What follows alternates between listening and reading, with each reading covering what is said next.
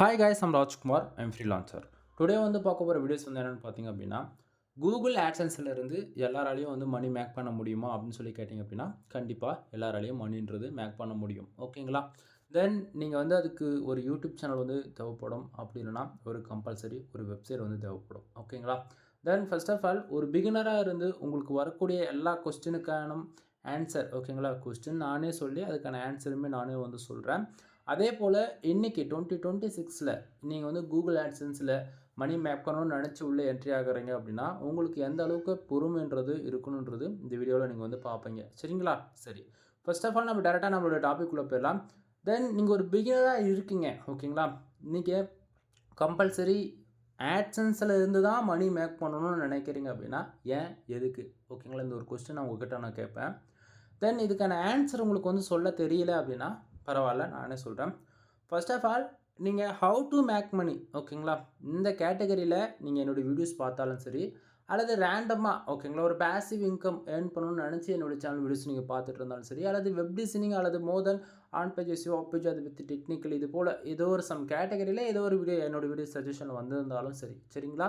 நீங்கள் கரெக்டான வீடியோஸ் தான் பார்த்துட்ருக்கீங்க. ஃபர்ஸ்ட் ஆஃப் ஆல் ஒரு பேசிவ் இன்கம் வந்து இன்றைக்கி ரேஞ்சுக்கு 100% ட்ரஸ்டபுளாக ஒரு இடத்துல வந்து பில்ட் பண்ண முடியும் அப்படின்னு சொல்லி கேட்டிங்க அப்படின்னா, அது கூகுள் ஆட்சன்ஸ் ஃபார் ஒன்லி. ஓகேங்களா? தென் அதுக்கு 2 சாய்ஸ் இருக்குது. ஒன்று யூடியூப் சேனல், ஓகேங்களா, 1000 சப்ஸ்கிரைபர் ஆர் 4000 வாட்ச் அவர் ரீச் பண்ணி ட்ரஸ்டபுளாக நம்மளுக்கு, அதாவது ஒரு ஜென்யூனான ஒரு கண்டென்ட் வந்து பப்ளிஷ் பண்ணுறது மூலிமா அதாவது மணின்றது நம்ம கண்டிப்பாக மேக் பண்ண முடியும். ஓகேங்களா? பட் ஆனால் இதுக்கு டாஸ்க் இருக்குது. 1000 சப்ஸ்கிரைபர், 4000 வாட்ச் அவர். இல்லை ப்ரோ, என்னால் வந்து அது பண்ண முடியாது, என்னால் வந்து ஒரு கண்டென்ட் க்ரியேட் பண்ண முடியாது, என்னால், அதாவது எங்கிட்ட அதுக்கு போதுன்ற அளவு எக்யூப்மெண்ட்ஸ் இல்லை, எனக்கு எடிட்டிங் தெரியாது, அந்தமாரிலாம் இருக்கீங்க அப்படின்னா, உங்களுக்கு ரெண்டாவது சாய்ஸ், எனக்கு நல்லா பிஸ்னஸ் பண்ண தெரியும், எனக்கு நல்ல ப்ராடக்ட் வந்து என்னால் கொடுக்க முடியும், தென் இதை தாண்டி என்கிட்ட வந்து இன்ஃபர்மேஷன் நிறைய என்னால் பாஸ் பண்ண முடியும் அப்படின்னு நினைக்கிறீங்க அப்படின்னா, உங்களுக்கு வந்து வெப்சைட் வந்து சாய்ஸாக இருக்குது. வெப்சைட் வித் மீன்ஸ் அங்கே வந்து எந்த ஒரு கேட்டகரியில் எப்படி வேணால் லிஸ்ட் பண்ணிக்க முடியும். அதே போல் அதுக்கு வந்து ஒரு பாலிசின்றது ஒன்று கிடையாது. ஓகேங்களா? நீங்கள் இவ்வளோ ஒரு நாளைக்கு வந்து ஒரு 1000 பேர் வரணும், 2000 பேர் வரணும் அப்படின்லாம் எதுவுமே கிடையாது. ஹை குவாலிட்டியில் நீங்கள் ஒரு இன்ஃபர்மேஷன் பாஸ் பண்ணுறீங்க அப்படின்னா, அது கண்டிப்பாக சக்ஸஸில் தான் போய் முடியும் எப்போயுமே. சரிங்களா? தென் ஃபர்ஸ்ட் ஆஃப் ஆல் வெப்சைட்டை பொறுத்த வரைக்கும் ஈஸியாக நம்ம வந்து க்ரியேட் பண்ணிட முடியும். ஒன்று பிளாகர் இருக்குது, ஆர் சாய்ஸ் வேர்ட் ப்ரெஸ் இருக்குது. இன்னும் கொஞ்சம் ப்ரோ லெவலில் நீங்கள் போகணும் அப்படின்னா CSS, Java, bootstrap, Python, selenium, இது போல் கோட் லெவலில் இறங்கி ஒர்க் பண்ணலாம். ஓகேங்களா? பட் ஆனால் நம்ம ஆல்ரவுண்டாக இருக்கிறதால உங்களுக்கு யூசர் ஃப்ரெண்ட்லியாக இருக்கணும் அப்படின்னு நினச்சிங்க அப்படின்னா நீங்கள் word press I will suggestion. ஓகேங்களா? சரி, இப்போது வெப்சைட் க்ரியேட் பண்ணிட்டீங்க. ஓகேங்களா? என்ன பண்ணணும், எப்படி பண்ணணும், எப்படி ஒர்க் பண்ணணும் அப்படிலாம் நிறைய கொஸ்டின் வந்து இருக்கும். ஓகேங்களா?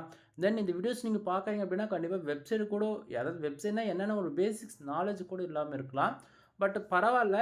பட் அதாவது இந்த வீடியோ நீங்கள் ஃபுல்லாக பார்க்கும்போது ஓரளவுக்கு கிளாரிஃபிகேஷன் உங்களுக்கு வந்துடும். ஓகேங்களா? சரி, தென் இப்போ நீங்கள் இந்த டேஷ்போர்டு பார்க்குறீங்க அப்படின்னா, இதுதான் நண்பா கூகுள் ஆட்சன்ஸோடைய டேஷ்போர்ட் வித் வெப்சைட்டுக்கான டேஷ்போர்ட். ஓகேங்களா? நீங்கள் யூடியூப்லேருந்து மணி மேக் பண்ணுறீங்க அப்படின்னா யூடியூபுக்கான டேஷ்போர்டு உங்களுக்கு காட்டுறேன். தென் இங்கே பார்த்தீங்கன்னா உங்களுக்கு மேலவே தெரியும். வெயிட் பண்ணுங்கள், இப்போ வந்து அது வந்துட்டுருக்கு பேஜஸ். ஓகே, லோட் ஆகிடுச்சு. இந்த இடத்த பாருங்கள், யூடியூப் ஏர்னிங்ஸ்னு போட்டு பேலன்ஸில் வந்து $45 புள்ளி ஆவரேஜ் பண்ணி ஒரு 3-4 சென்ட்ஸ் வந்து இருக்குது. ஓகேங்களா? தென் லாஸ்ட் பேமெண்ட் வந்து ஒரு $100 வந்து சம்திங் வந்து வித்ட்ரால் வந்து நம்ம வந்து பண்ணியிருக்கோம். சரிங்களா? தென் இது யூடியூப்புக்கான டேஷ்போர்ட். ரிப்போர்ட் வைஸ் ஃபுல்லாக நம்ம அனலைஸ் பண்ணணும் அப்படின்னா இது டேரெக்டாக யூடியூப் ஸ்டுடியோவில் போய் லாகிங் ஆகிடும். ஓகேங்களா? ஸோ நான் அந்த டிபார்ட்மெண்ட் போக விரும்பல. நான் இதிலேருந்து ஒரு ஸ்டெப் பேக்கில் வரேன். இப்போ அகைன் வந்து வெப்சைட்டுக்காக டேஷ்போர்ட் வந்துடுச்சு. ஓகேங்களா நண்பா? இப்போது நீங்கள் என்னுடைய அக்கௌண்ட்டு பார்க்குறீங்க அப்படின்னா, நான் யூடியூப் சேனலும் ஒரே ஆட்சன்ஸ் அக்கௌண்ட்டில் ரன் பண்ணுறேன், வெப்சைட்டும் ஒரே ஆட்சன்ஸ் அக்கௌண்ட்டில் ரன் பண்ணிகிட்ருக்கேன். ஓகேங்களா? உங்களுக்கு வந்து புரியாமல் போகலாம். நீங்கள் யூடியூப் சேனல் ரன் பண்ணுறீங்க அப்படின்னா உங்களுக்கான டேஷ்போர்டு வந்து வேறு மாதிரி இருக்கும். ஃபஸ்ட்டு நீங்கள் பார்த்தீங்களே அது போல் இருக்கும். நீங்கள் வெப்சைட் ரன் பண்ணுறீங்க அப்படின்னா உங்களுக்கான டேஷ்போர்டு இப்படி தான் இருக்கும். இதில் கன்ஃபியூஷன் எதுவும் ஆக வேண்டாம். சரியா? நாம் ஃபுல் அண்ட் ஃபுல் இன்றைக்கி நம்ம வெப்சைட் பற்றி தான் நம்ம வந்து பேச போகிறோம். சரிங்களா? ஃபர்ஸ்ட் ஆஃப் ஆல் வெப்சைட்லேருந்து நமக்கு வந்து ரெவன்யூ வந்து வருமானு சொல்லி கேட்டிங்கன்னா கம்பல்சரி வரும். இதில் எந்த மாற்றமும் கிடையாது. கண்டிப்பாக வரும். நீங்கள் எக்ஸ்பெக்ட் பண்ணுறதை விட அதிகமாகவே வரும். பட் ஒன் திங், அதுக்கு போதுன்ற அளவு எஃபெக்ட் வித் ஹார்ட் ஒர்க் வந்து நமக்கு தேவைப்படும். ஃபர்ஸ்ட் ஆஃப் ஆல் ஒரு பிகினராக இருந்து நீங்கள் கேட்கக்கூடிய எல்லா கொஸ்டினுக்கு என்ன கேள்வி, என்கிட்ட வந்து ஒரு 500 பேர் என்னால் வர வைக்க முடியும், என்னால் சோஷியல் மீடியாவிலேருந்து ஒரு 1000 பேர் வர வைக்க முடியும்னா உங்களுக்கான பதிலுக்கான ஆன்சர் இப்போ நீங்கள் பார்க்கலாம். First of all today dollar எனக்கு எவ்வளோ வந்திருக்கு 0.09 சென்ட்ஸ் வந்து கிடச்சிருக்கு. நேற்றுக்கு வந்து பார்த்திங்க அப்படின்னா எஸ்டர்டே 0.11 சென்ட்ஸ் வந்து கிடச்சிருக்கு. லாஸ்ட் 1 வீக்கில் 7 டேஸில் வந்து பார்த்துச்சு அப்படின்னா 0.44 சென்ட்ஸ் வந்து கிடச்சிருக்கு. திஸ் மந்தில் ஆவரேஜ் ஆகி மந்த் ஸ்டார்ட் பண்ணி ஒரு 14 நாள் ஆகிடுச்சு. அதாவது இன்னோட ஆகிடுச்சு ஓகேங்களா. ஒரு 2 வீக்ஸ் ஆகிடுச்சுன்னு வச்சுக்கலாம். ஆவரேஜ் பண்ணி 0.77 சென்ட்ஸ் வந்து நமக்கு வந்து கிடச்சிருக்கு ஓகேங்களா.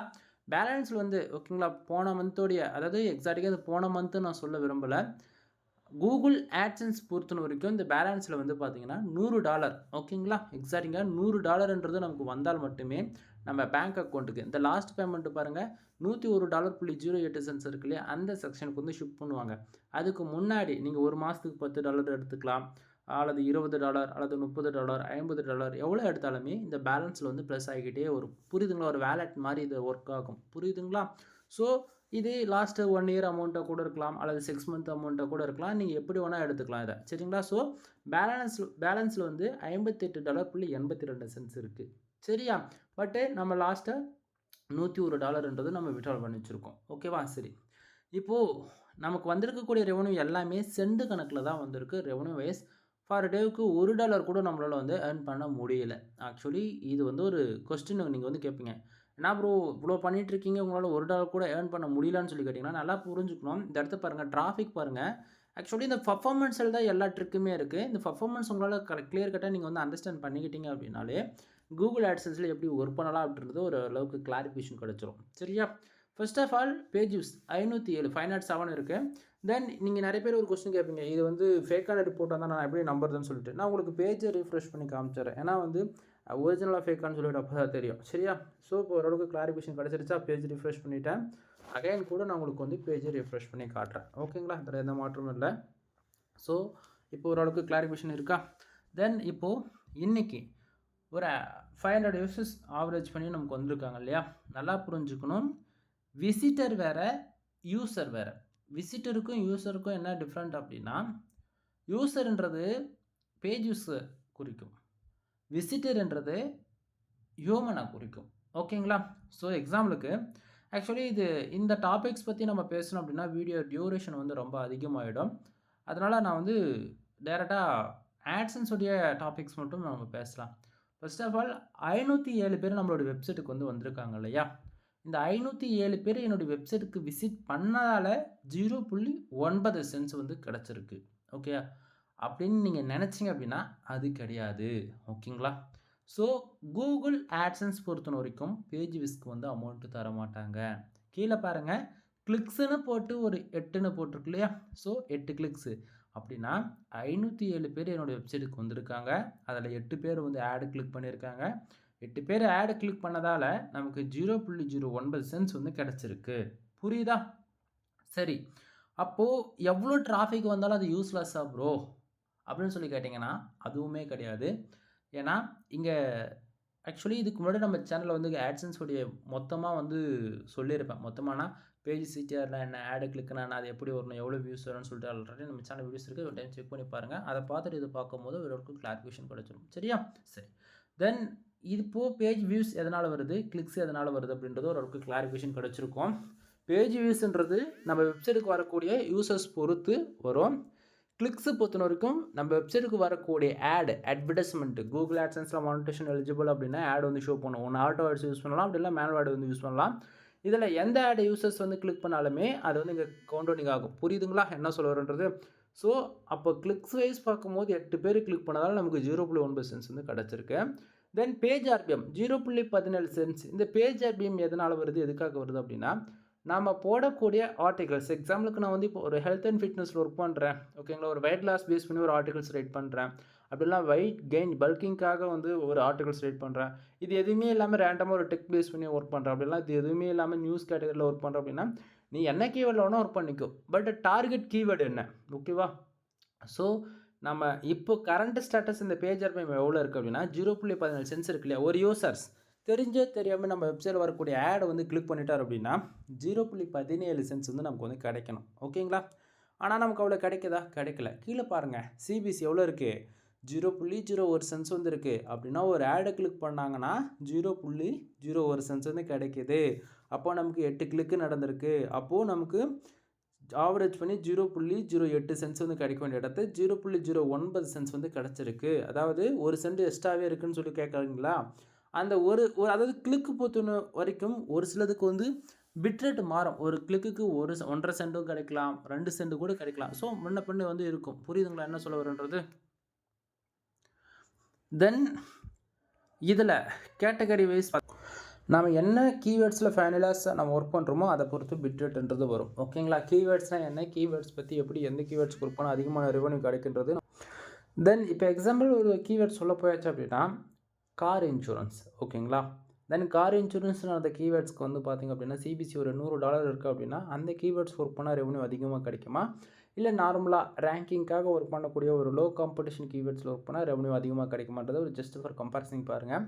ஆக்சுவலி இந்த இடத்த எனக்கு கால்ஸ் வந்து வந்துக்கிட்டே இருக்காங்க எனக்கு, அதனால் வீடியோ வந்து அங்கங்கே கட் ஆகிற மாதிரி ஒரு ஃபீல் ஆகலாம். பட் கால்ஸ் வர்றதால உங்களுக்கு வீடியோ வந்து கண்டினியூஸ் இல்லாமல் இருக்குது. ஓகேங்களா? சரி, ஓகே, டாபிக்குள்ளே வரலாம். தென் இம்ப்ரெஷன் பொறுத்த வரைக்கும் 784 இம்ப்ரெஷன்ஸ் வந்து இருக்குது. ஆக்சுவலி இம்ப்ரெஷனுக்கு வந்து காசு வருமானு சொல்லி கேட்டிங்க அப்படின்னா காசு வராது நண்பா. கூகுள் ஆட்சன்ஸ் பொறுத்த வரைக்கும் அதுவும் இம்பார்ட்டனாக வெப்சைட்டுக்கு இம்ப்ரெஷனுக்கு காசு கொடுக்க மாட்டாங்க. இம்ப்ரெஷனுக்கு காசு கொடுக்கக்கூடியது வந்து பார்த்திங்க அப்படின்னா ஆட் மேனேஜர் அல்லது AdX. ஓகேங்களா? ரெண்டும் ஒன்று தான்.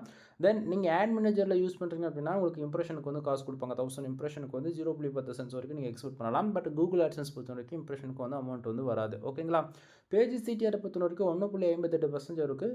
எப்போயுமே பேஜ் சிடிஆர் 10க்கு மேலே போகாத மாதிரி பார்த்துக்குங்க. 10க்கு மேலே போயிடுச்சு அப்படின்னா உங்களுக்கு கம்பல்சரி உங்களுடைய ஆட்சன்ஸ் அக்கௌண்ட்ன்றது டிசபிள் ஆகிடலாம். ஓகேங்களா? ஸோ இந்த இடத்த ஸ்டார்டிங் வந்து இந்த பேஜ் வியூஸ் வந்து ஏன் எதுக்குன்னு சொல்லி ஒரு கொஸ்டின் கேட்குறீங்க இல்லையா? அதாவது 250 பேஜ் வியூஸ்க்கு 2 ஆடு கிளிக் நடக்கணும். ஓகேங்களா? ஸோ அப்படி பார்க்கும்போது 0.08% வந்து பேஜ் சிடிஆர் வந்து உங்களுக்கு மெயின்டைனிங் ஆகும். ஸோ அப்படி பார்க்கும்போதாச்சு அப்படின்னா ஒரு 1000 பேர் வந்து ஒரு 10 கிளிக் பண்ணிட்டாலே உங்களுக்கு பேஜ் சிடிஆர்ன்றது ஆவரேஜ் ஆகும். ஓகேங்களா? நியூட்ரலைஸ் ஆகும். தென் இந்த இடத்த 10க்கு மேலே ஏன் பேஜ் சிடிஆர் போகக்கூடாதுன்னு சொல்கிறோம் அப்படின்னா பேஜ் சிடிஆர் ஆகிடுச்சு அப்படின்னா அதாவது ஒரு அலர்ட் மாதிரி, ஒரு வார்னிங் அலர்ட் மாதிரி. ஓகேங்களா?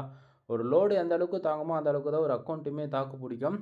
டிராஃபிக் பொறுத்து ஒரு நாளைக்கு இப்போ 500 பேருக்கு 100 கிளிக்குலாம் நடந்துச்சுன்னா முடிஞ்சு போச்சு. ஓகேங்களா? ஸோ அது இன்வேலிட் கிளிக்குன்னு சொல்லிட்டு மந்த் எண்டில் வந்து அமௌண்ட்டெல்லாம் ரெடியூஸ் ஆகிடும்.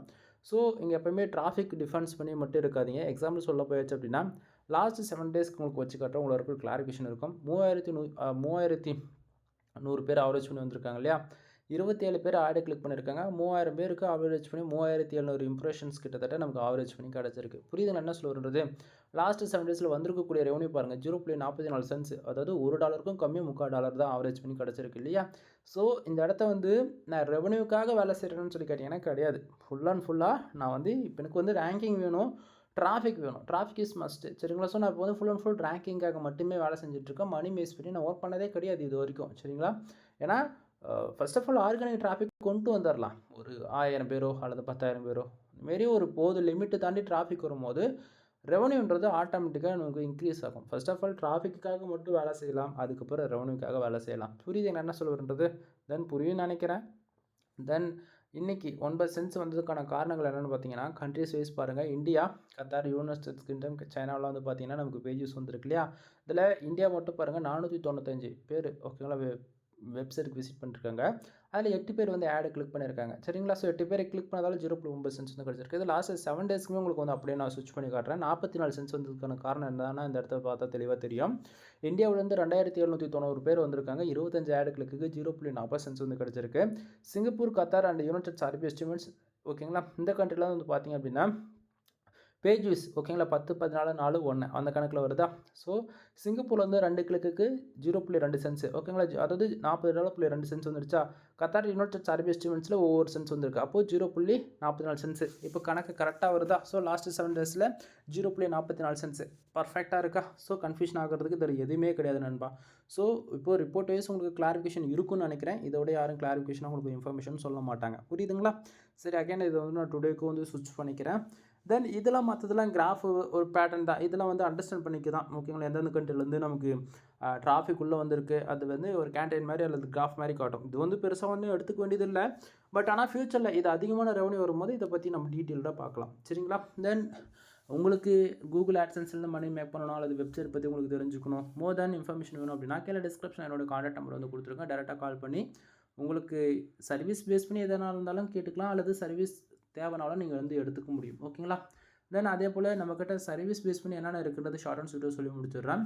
வெப்சைட் சம்மந்தமாக A to Z எல்லா சர்வீஸும் வந்து நம்ம வந்து ப்ரொவைட் பண்ணிகிட்ருக்கோம். கண்டென்ட் சர்வீஸ் அவைலபிளாக இருக்குது, பேக்லிங்க் சர்வீஸ் வந்து அவைலபிளாக இருக்குது, on page SEO, off page SEO with technical SEO இது எல்லாமே பண்ணி கொடுத்துட்ருக்கோம். வெப்சைட் வந்து பில்டு பண்ணி கொடுத்துட்ருக்கோம். 3 விதமான பேக்கேஜ் வந்து அவைலபிளாக இருக்குது. தென் இதை தாண்டி மச் மோர் வெப்சைட் சம்மந்தமாக A to Z ஓகேங்களா. ஒன் டைம் கால் பண்ணி கன்சல்ட் பண்ணுங்கள். மோர் இன்ஃபர்மேஷன் வந்து நீங்கள் ஃபோன் பண்ணி டேரெக்டாக கேட்டுக்கலாம். டிஸ்கிரிப்ஷனில் கான்டாக்ட் நம்பர் கொடுத்துருக்கேன். எனவே தேங்க்யூ ஃபார் வாட்சிங். ப்ளீஸ் சப்ஸ்கிரைப் நண்பா.